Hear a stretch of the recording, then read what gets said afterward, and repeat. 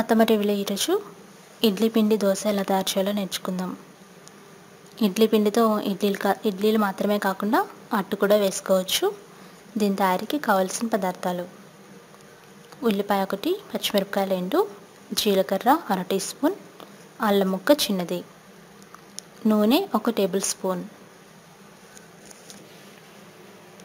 ఇడ్లీ పిండి 1 కప్పు. పిండి తయారీకి నా వీడియో చూడండి. ఇప్పుడు తయారీ విధానం నేర్చుకుందాం. ఉల్లిపాయలు, పచ్చిమిర్చి ఇవన్నీ కట్ చేసి పక్కన పెట్టుకోండి. ఇప్పుడు తవా పెట్టి బాగా వేడి చేయండి. బాగా వేడైన తర్వాత ఒక స్పూన్ ఫుల్గా ఇడ్లీ పిండి తీసుకొని స్ప్రెడ్ చేయండి. ఇది కాస్త మందంగా వేసుకోవాలి.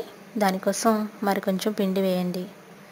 వేసి ఇలా మందంగా వేసిన తర్వాత దాంట్లో సన్నగా తరిగి పెట్టుకున్న ఉల్లిపాయ ముక్కలు, అలాగే పచ్చిమిరపకాయ ముక్కలు, జీలకర్ర, మీకు ఇష్టమైతే అల్లం ముక్కలు కూడా వేసుకోవచ్చు. అల్లం ముక్కలు వేస్తే రుచిగా ఉంటుంది అట్టు. దీన్ని స్పూన్తో కాస్త ఒత్తితే ఈ ముక్కలు లోపలికి వెళ్తాయి. తర్వాత నూనె వేసి స్ప్రెడ్ చేయండి. హైలో పెట్టి ఒకవైపు బాగా మాడేంత వరకు ఉడికించాలి. తర్వాత దాన్ని టర్న్ చేస్తే ఈ విధంగా వస్తుంది. దాని మీద కూడా కొద్దిగా నూనె వేసుకొని మరలా వేయించండి. ఇలా రెండు వైపులా బాగా కాలిన తర్వాత వేడివేడిగా తీసుకొని సర్వ్ చేసుకోవడమే.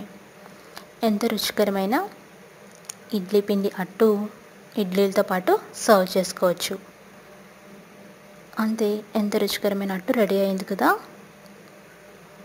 దీన్ని మీరు కూడా తయారు చేసుకొని టేస్ట్ చూడండి.